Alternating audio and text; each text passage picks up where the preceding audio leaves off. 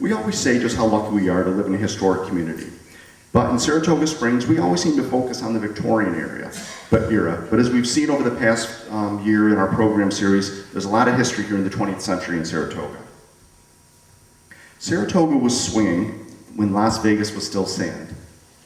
Arnold Rothstein, Lucky Luciano, Meyer Lansky, Frank Costello, and Joe Adonis all had a piece of the action here in Saratoga Springs during what we call the glory days of the Great Lake Houses. Maria McBride Bucciferro is here to discuss the mob in Saratoga Springs and the impact that they had on our community. Maria is the executive editor and the co-owner of Saratoga Living magazine, a resident of Saratoga Springs for 33 years. She's a former Saratoga County reporter to the Post-Star, where she won an AP award for feature writing. She was also City Hall reporter for the Times-Record and a freelance writer for the Saratogian, Times-Union, Adirondack Life, Hudson Valley, and other magazines.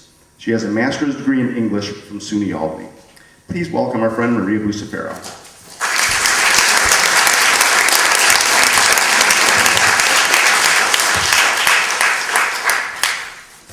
Hello. This takes some coordination, as I have to. I'll sit over here if you need help too. Okay, great. Let me try it. Well, John Morrissey. I am from Troy, and John Morrissey is from Troy. And with the whole 150th anniversary of the track, it's like, he is an underrated person in my book. But he was born in Ireland, raised in Troy, was illiterate, had 1 year of school, taught himself how to read while he was a bouncer in a brothel. And he first came here in 1861 and opened a casino on Matilda Street. Like so many people who did come to Saratoga, you could remake yourselves in Saratoga. It wasn't really a melting pot, it was really a commingling of all the classes where you could be a Vanderbilt or just be a nobody and still hang out. The 5 Points gangs, the whole 5 families of the mafia can be traced back to the 5 Point gangs. John Morrissey there was head of the Dead Rabbits gang. He was bare knuckle boxer, champ of America, 1853. He went 37 rounds with Yankee Sullivan. If you read Herbert Asbury's Gangs of New York, you can read about the horrible crime going on and debauchery in the 5 Points area. Morrissey was up here working on the new track and planning the casino when he had to go back to New York for the draft riots, in the Civil War, the looting, days of looting, and to protect the casino that he had there.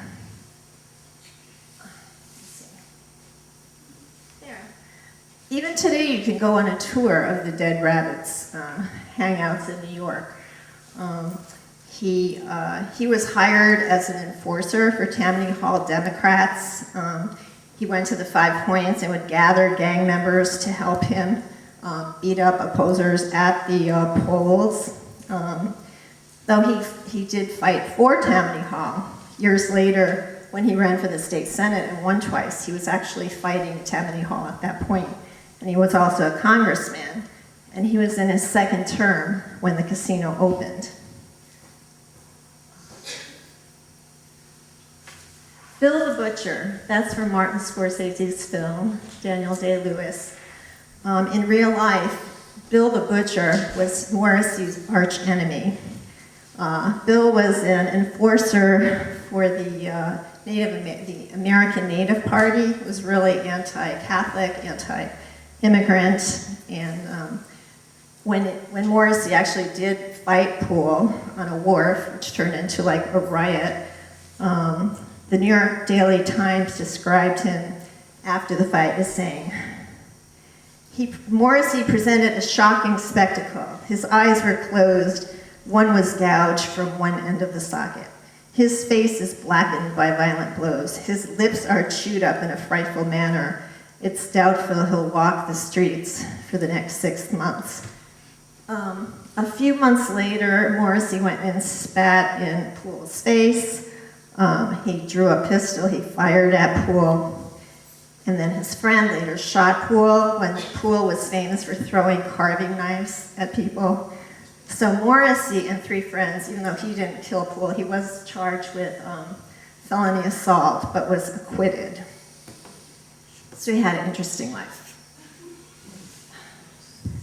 So Morrissey, when he was 47, after making all these millions in the casino, he was like, while Cornelius Vanderbilt and other rich people would gamble here, he said he was always very honest and never, turned a bad card or anything. They convinced him to invest in their railroad stocks, and he ended up losing like $1 million, which is like $15 million, with one of Cornelius Vanderbilt's schemes. So while Cornelius Vanderbilt, all these other people who founded the track, when it was incorporated, their names were on it. His name, even though he put up a lot of the money and started it, he wasn't even listed as an incorporator. So when he was sick at the Adelphi, wrapped in a shawl, being interviewed by reporters, he was really pretty broke, and his wife was living in straitened circumstances in Troy.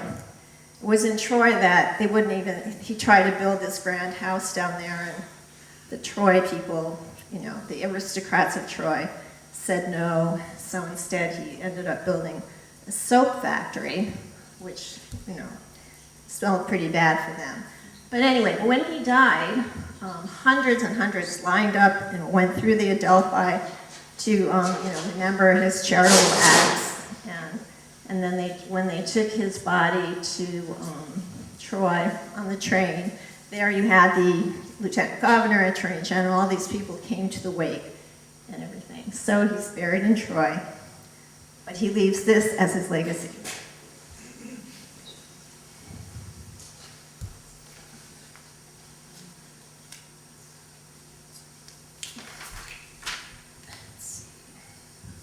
Oni Madden, he was a member of the Gopher Gang.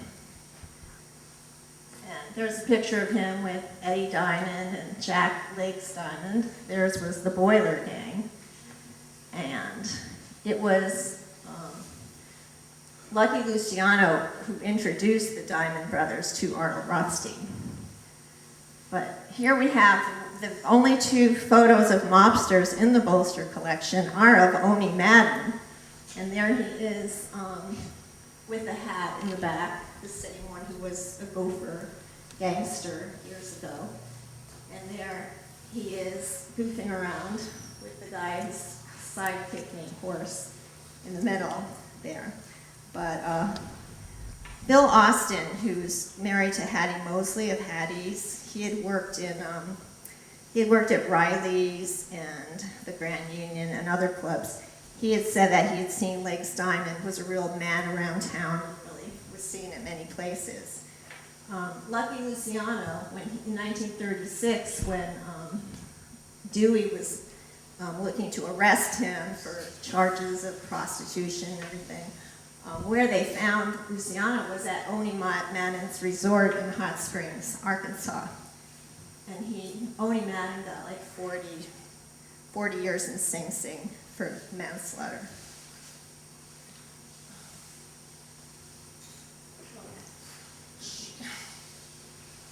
Okay, so there's an early picture of Lucky Luciano and Meyer Lansky in the center.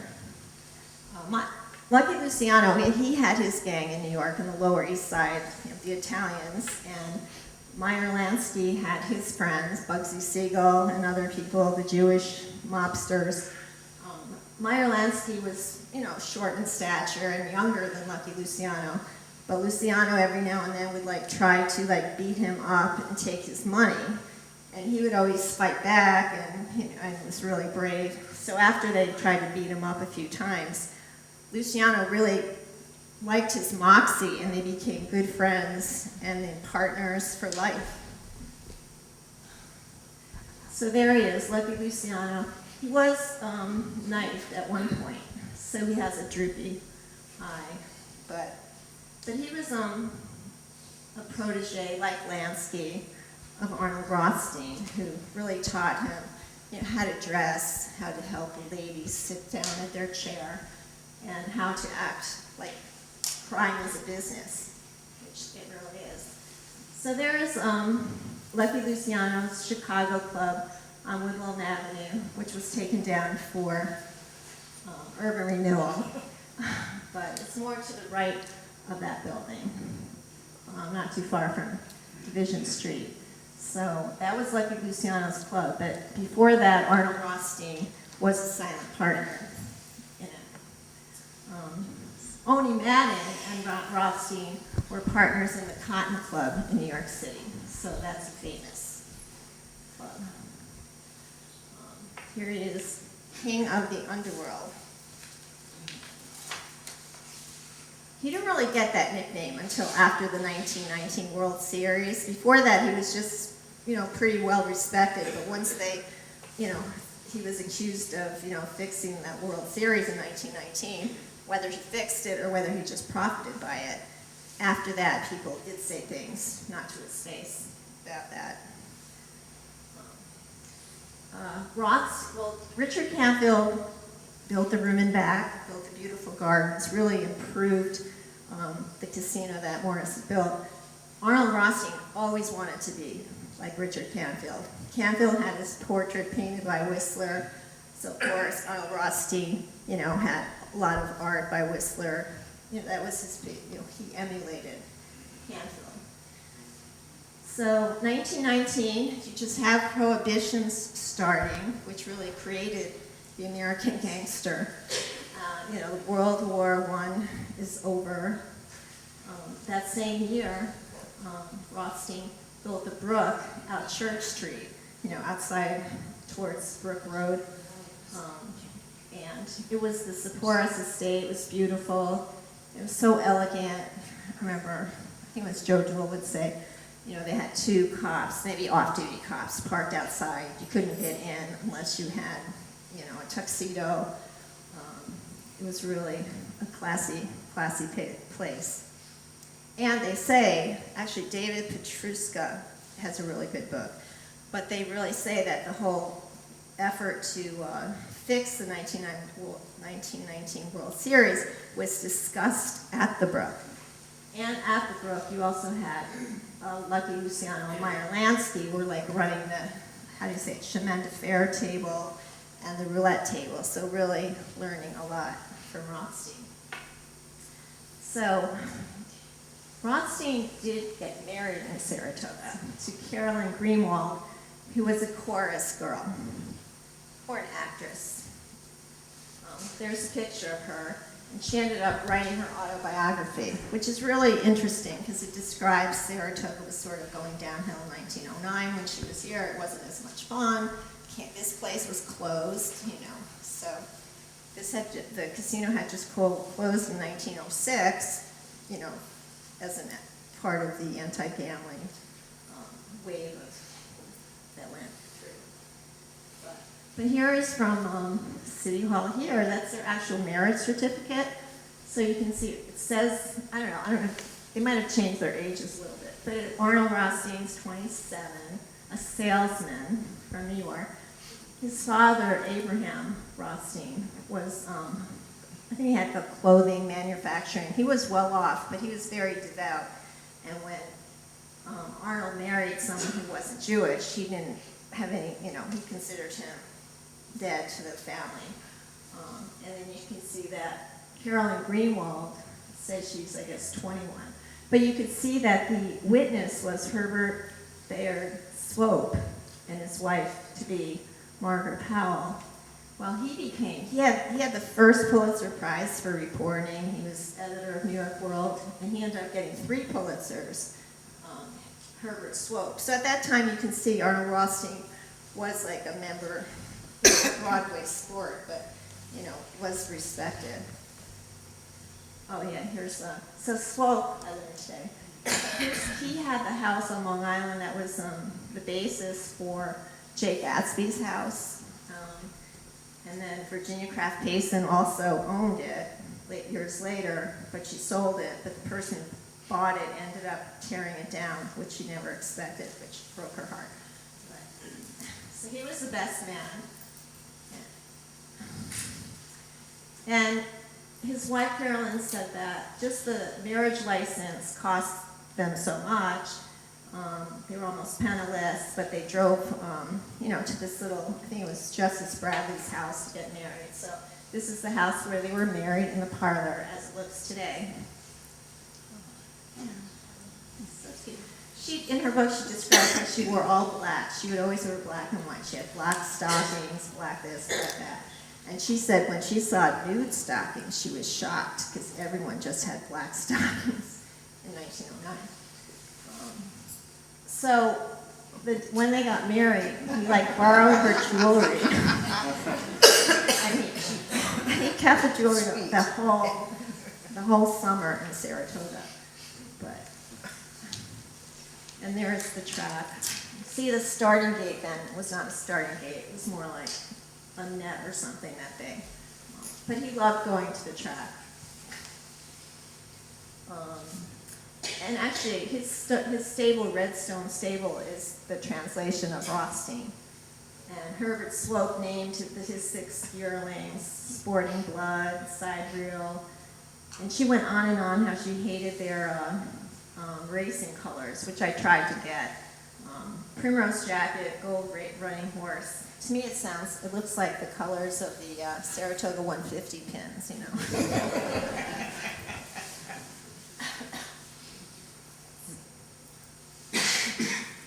He did get banned from the track. Well, the 1921 Travers, he ended up, his Sporting Blood. He heard that Whitney's horse was off his feed, and then, rigged up, and then Sam Hildreth's horse was in the race and then out of the race. Anyway, he ended up winning like $450,000, which is probably like a couple of million today. So he did. Oh, there's August Belmont. He would always speak with his wife. Oh, can't you do something about your husband? But anyway, they drove all the way up to 5 or 6 hours from New York by motor to stay at the Grand Union. And they got up here, and Rothstein just says, "I don't like Saratoga. It's too hot. I wouldn't stay here if I could, make $1 million." But he made like $40,000 on one race, and then they took the train back to New York. So I always wondered, how did they drive up and then take the train back? But who knows? So that's the hotel they stayed at. And I think they stayed at cottages, when they first got married with schools. So Arnold Rothstein used to hang out with August Delmont and the Slope, and then the Diamond Brothers. But finally, he just kept hanging around with all the underworld type characters. Here's Eddie and Lakes Diamond with Lucky Luciano. So they all started bootlegging with Rothstein, and then narcotics and gambling. So Rothstein would bet on anything, but when he was playing this long poker game, he ended up losing like $350,000, but then he still picked up $65,000 that was on the poker table. So there's several people who could want to kill him. Lakes Diamond probably wanted him dead, who knows? Luciano probably wanted him dead. A lot of people wanted him dead. So anyway, he was, shot at the Park Central Hotel, and, get me a taxi, and, he's bleeding, and the guy says, get yourself an ambulance. So, but who comes to get him at the ambulance? The first doctor there happens to be from Saratoga. Well, that's in her book, but Dr. Malcolm McGovern was the one who was there as Rothstein was shot. Well, he didn't make it at the hospital. There he's getting carried to a hearse. I saw this picture on eBay. I wanted it for Christmas for $250. My husband said it was like nuts. But you can buy anything on eBay if you're. So instead of the cable news back then, they had the newsreels with, and that was a little, just a photo slug about him getting shot in the abdomen at the Pally Clinic Hospital. But one thing, Dr. McGovern's brother, his son, who's a doctor, who I talked to, he said that if he had gone to the city hospital where Dr. McGovern of Saratoga was the intern, he probably would have lived, but he wanted to go to this other hospital where his doctor was, you know. So it is interesting. So Rothstein dies with his Saratoga doctor, who's young, and then he's just starting out in his life, and he became head of all the doctors at Saratoga Hospital. He was the doctor at the track. He got this big award in New York years later, right like a block from where he, you know, tried to rescue Rothstein, but didn't. So that's where he lived, on Church Street, on the same street as the brook, which is sort of interesting. And then they moved like next to the Surrey by Skidmore. But that was Dr. McGovern's father, who's a photographer, over on the right. So that was one of his pictures. So he was a photographer and a teacher. What was the clue? So there he is, A.R. the Brain and his proteges. That's what they always, if you see Boardwalk Empire, which is very violent with gratuitous sex, and I watch it, I go, oh, I'm not going to watch it again. Of course I watch it again.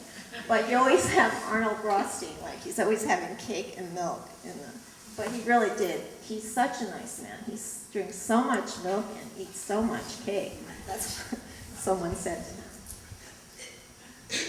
So Meyer Lansky, mogul to the mob, he was a Rothstein protege, and he was also very brainy. I think that was his. But there's the Arrowhead Inn in Saratoga Lake. So Meyer Lansky had a piece of that along with Joe Adonis and Lefty Clark of Detroit. So someone else told me that. It was really Meyer Lansky's whole place. Ooh. So Joe Adonis, there's his portrait in 1937. So he had a piece of that too. In 1936, Lucky Luciano did get, arrested and charged with 62 counts of prostitution. So 1936, Luciano went up to Dannemora and then ended up in Comstock so that he could help with the war effort. Luciano, when he was here, he loved to play golf. So Costello loved to play golf.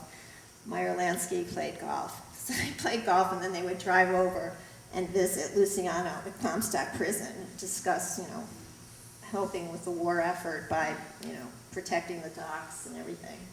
But so when Luciano went to prison, Joe Adonis, he supposedly took over the syndicate, the national syndicate. And there's the Piping Rock, so you have Frank Costello, Jake Lansky, Joe Adonis, all had a piece of that, and that's out on Union Avenue, near Piping Rock Circle. And there's Frank Costello, Slot Machine King. I met somebody who actually met him when they were little, and he came in. He was always very well dressed with the camel hair coat with a tie, and he was here. There's DeRossi's restaurant on Beacon Street. Eddie Costello, who had a craps game behind the Paddock Bar, he ate there. Jean Tunney, Lucille Ball, the list goes on. Luciano ate there, and he was such a really nice customer. Al DeRossi's sister waited on him. He was such a gentleman. Luciano also went into Joe Tarantino's Mother's Deli, and he was such a gentleman. He was so well dressed and polite. And then Peg Brame, she said her car broke down on Lake Avenue, and he came out and helped her because he was staying at the corner of Lake and Circular. So when they were here, they were, really, just really nice people. So there it is. Yeah, 36. I mean, was he in charge of 500 or 5,000 prostitutes across the country? Probably, but that's what Dewey got him. And Doug Schultz, he was another person seen here. And after Prohibition, Joe Tarantino said that someone wanted him to be a partner in a brewery in Troy, and his wife said no. And it turned out it was Dutch Schultz's brewery. But Dutch Schultz, the movie Billy Bathgate was filmed here. I was an extra. That was about, that's interesting, if you see that. And Dutch Schultz, in the film, in real life, he had a trial in Syracuse and got off for tax evasion. So his next trial was in Malone, and he was acquitted after donating to everyone and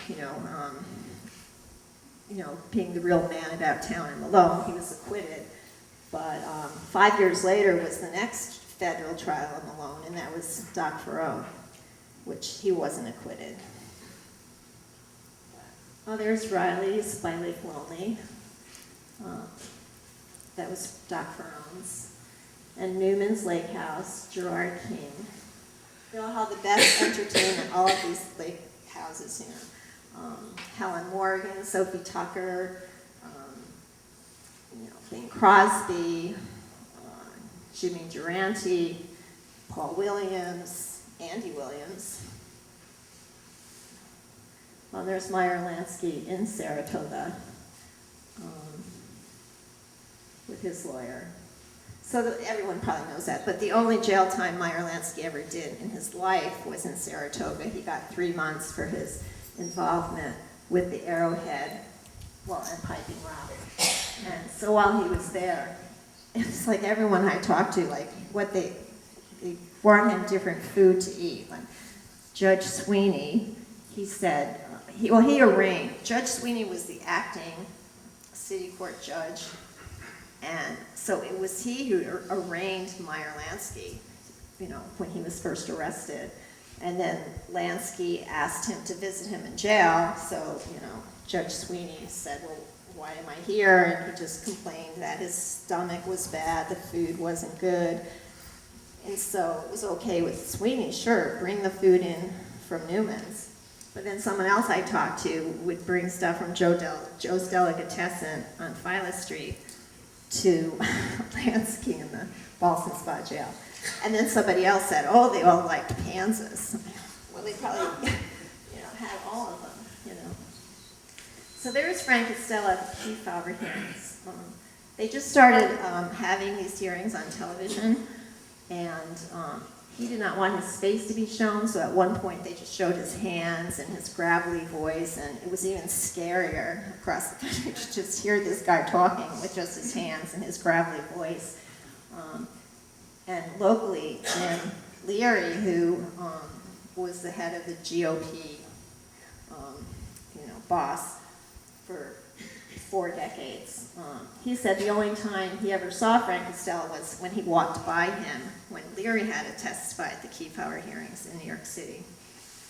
But here's some just Saratoga clippings with, you see Frank Costello, and Meyer Lansky, and Luciano's pal. I mean, it's pretty amazing that this is all local stuff, and you read about it in the paper.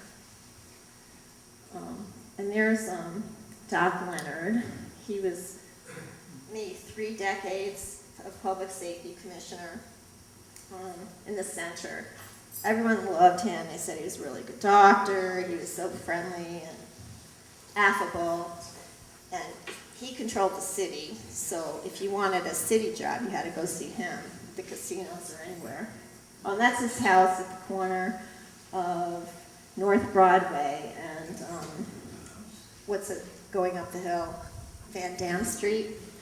So that was his office on the left, so it's still there today. And it was the Salvation Army for a while. And that's a picture of Jim Leary and Walt Fullerton when they first opened their law office in Town Hall in 1910. But Jim Leary looked so serious sitting there, even as a young man. Like the photographer wasn't settled, and they didn't want to get too close. And there, from Minnie Bolster, a rare photo of Jim Leary in his office. I mean, his office, he had the best lawyers who all became future judges working in his office, but he was a no-nonsense kind of person. and he controlled the county. So there's his North Broadway home, which all his millions, he owned, I forget, half of the city, property all over. He never put it in his own name. But when he died, the money went to his niece, who left it, I think, to the Vatican, St. Clements, whatever. So that's a quick run through. Anyway, any questions? I mean, I could have gotten into that, you know, the payoffs with the police, $1,000 a day, which even Judge Sweeney said it was much more than that. And, you know, the whole thing. With whole Kefauver, that's a whole other, and the whole grand jury is a whole other story in itself. Thanks.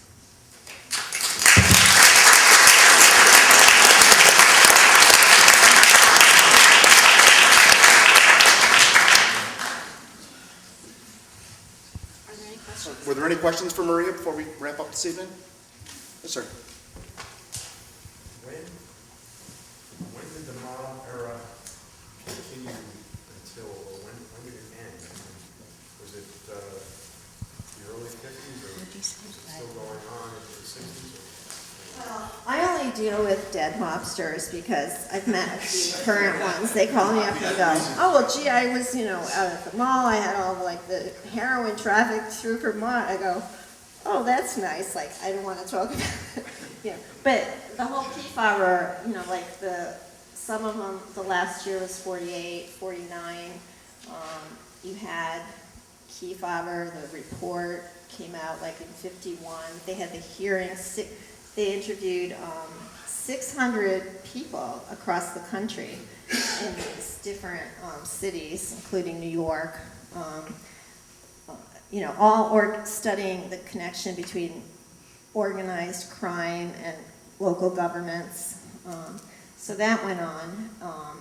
And then before the report was even out, you had Governor Dewey, you know, who let this all happen before. All of a sudden, you know, he has presidential aspirations, and Truman has, you know, some mob activity in his own area. So, you know, he starts a special grand jury in Saratoga. So that was, I think, like 1950, 51, even before Kefauver, you know.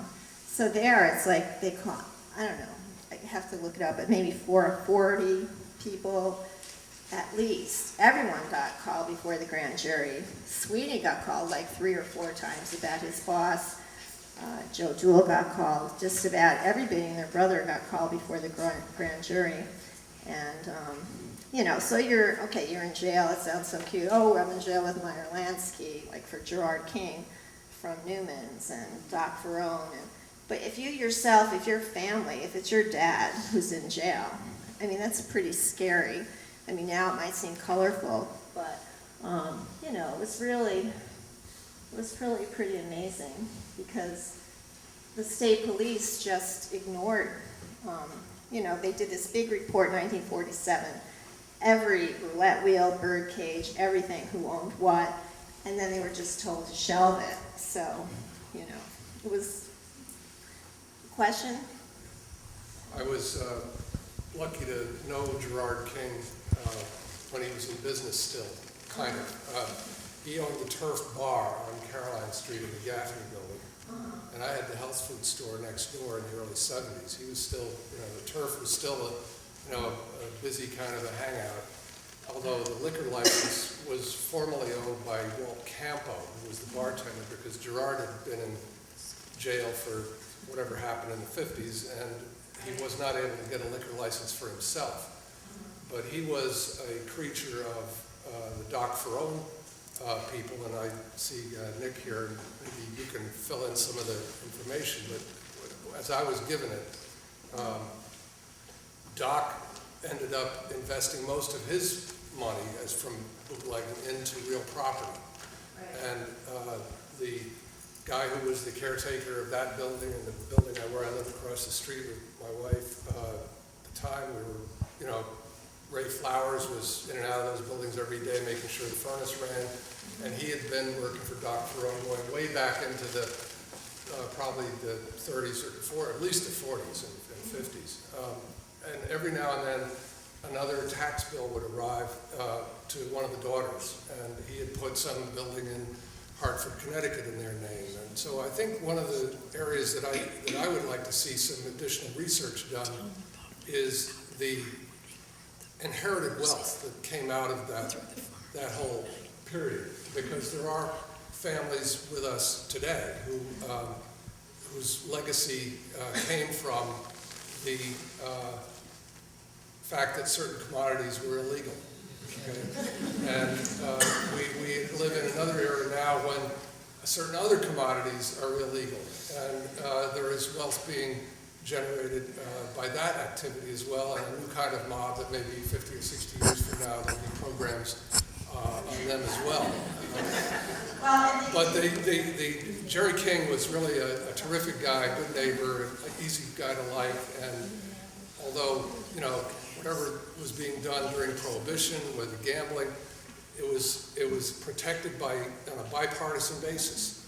The Republicans protected it in the county courts, and Doc Leonard protected it. He was an enrolled Democrat, even though the elections were nonpartisan, but he controlled the police force, and there were never any raids. So they had a bipartisan protection operation going on that Dewey only discovered, you know, after he'd run for president, I think, and then turned it over to Kiefer. No, that's true. And in the summer issue of the magazine, I have an interview with Gerard's brother, Joe King, who was working there when he was 18, and he was enamored as a boy with Bing Crosby, and Crosby would drive him in his car to, you know, the track, and so that's in the summer issue. And then the current issue, I do have a first-part series on Doc Ferrone, and you know, but not everyone ended up having all the money. That's, you know, that's like a whole other story in itself. And there are people I know who's like, you know, related to the Chicago Club, related to other things, that they ended up like with Urban Renewal, they took the building, and a lot of people like ended up without much of anything. So it goes both ways. Properties out on the other side of the Northway where the National is now, and then up on a ridge, what's now Water's Edge, and previously was the Rafters, the Cateros Park, all of that was Ferrone legacy. Right, but there's all stories that are behind the scenes about a lot of that. So, but yeah, that was great, you know. But so read the magazine. That's true. Any other comments? That's great. But you know, people were happy with gambling for the most part. I mean, it created jobs. It was the Depression. It's like, what are you going to do? I mean, where's the factories in Saratoga? There's not much. I mean, and if you look at Saratoga, the studies, was it Stonequist? You know, how many houses had indoor plumbing? And, you know, it was pretty depressed here. What year did the last gambling take place in the casinos here in Saratoga? In this one? No, any of them. What year? Well, 1949, they really... Yeah, I mean, that was like the last summer, because then you had all the investigations and everything. So 49. Of course, you have gambling at the raceway, you know. So, but this building was 1906, which is pretty, you know. Any other question? Yes. So you mentioned the gambling at the casinos. Wasn't it true that during the summer months when most of these people were here, the locals were not even allowed in the casinos? That locals weren't allowed. That's... Well, when you say workers, I think they brought a lot of them up from New York from themselves, and the only ones that I understand that they allowed to were they used to use some of the kids to wander the parking lots to keep people from pilfering the cars. No, that is true. They, well, even in this day, like with back to Morrissey, the locals weren't allowed. And then people I know who had bookmakers, if they knew a guy, you know, had like 6 babies at home, they're not going to like take his money because it's like, you know. And that, and even those people, you're supposed to like have money to, I mean, you could gamble if you're local, if you're like a lawyer or something like that, but they didn't let the typical people in. And you could say gambling today, if it's at a raceway or something, anybody can go. Let's see, I don't know. But that is true, they did have their own crews. And it's true to talk about the young people who worked there and how much they gambled themselves. Like I knew one guy who worked at Smith's, and he ended up like gambling his whole paycheck, and he was like 16, and then he finally won a lot and bought a car. But I mean, I've met other people. You're right. So it's like young people working there, and you know, and really gambling, and then And Joe Dool, he had said he was hired at 18 to guard the parking lot. And then he said he looked up, he said, what if we get robbed? He even had a patrolman suit on, or a security guard suit on at 18. And they said, someone showed him a man on the roof with a machine gun, which I don't know if that's true. Yeah. Did you ever get into any of the, how Saratoga and how it played into its part in prohibition when when liquor was coming through Saratoga? Well, if you happen to look at this issue, I did talk about, with Doc, I talk about the Rum Road and actually Doc Ferrone, he had I think 10 limousines and 2 planes on Lake Lonely and two boats on Lake Champlain, and how they brought it in, but most of what he got was top shelf. It all went to Albany with Dan O'Connell's machine. He was all linked up with them, which I didn't even know that. But yeah, the whole Rum Road, and then at one point the alcohol that was going from Canada here, at one point half was going from here up there, raw alcohol, which is a whole other story, but it's in this issue of the magazine. Any other questions? Yeah? It's my understanding Meyer Lansky was the brains. The New York City families barely could complete a sentence, generally. For Lansky to come up to Saratoga, there had to be significant amount of money. What type of, for example, skimming off the casino, what type of money are we talking Well, I about? was told that all the locals had it, which I assume he did too. They had to pay the syndicate 15%. And then at one time, all of a sudden, it jumped to 20, and there was a lot of fighting about that, But What type of dollars is that? that, I think, $1 million per weekday, but you have to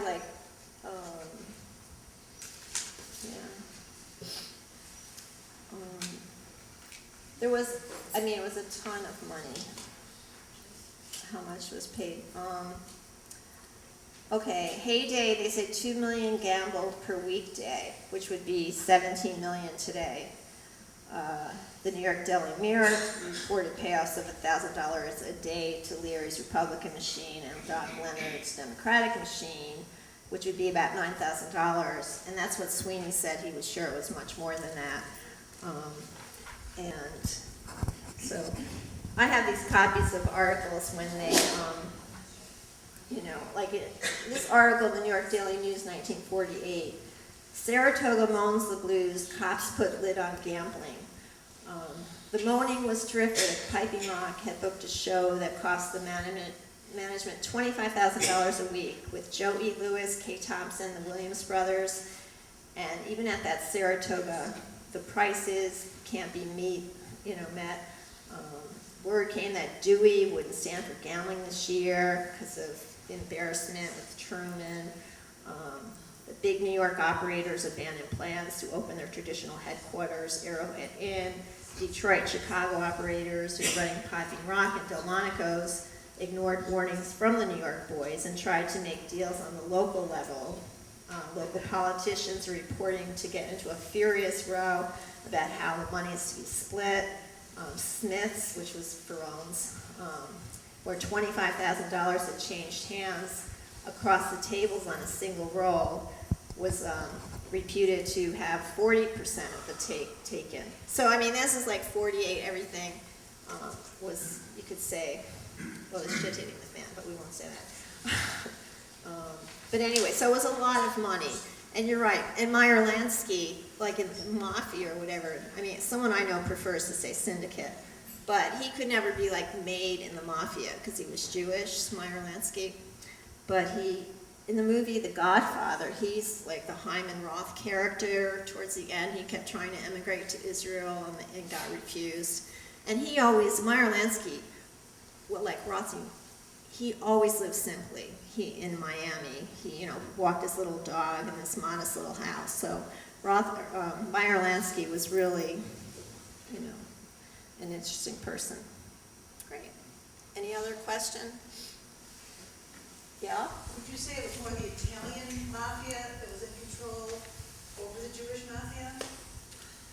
No, I mean, Rothstein, he was Jewish. A lot of the mafia people, or whatever, gangsters, they were Jewish. So, but yeah, to be like the real mafia, where you're a made person, you had to be, so, but Meyer Lansky was like way up there. But look, like Bugsy Siegel, that was Meyer Lansky's good friend in Las Vegas, who got shot, murdered out there. He was Jewish, so it was like all different. It was really the Irish mob to start with. You had Morrissey and the Irish too. So anyway, okay. Thank you very much. Great.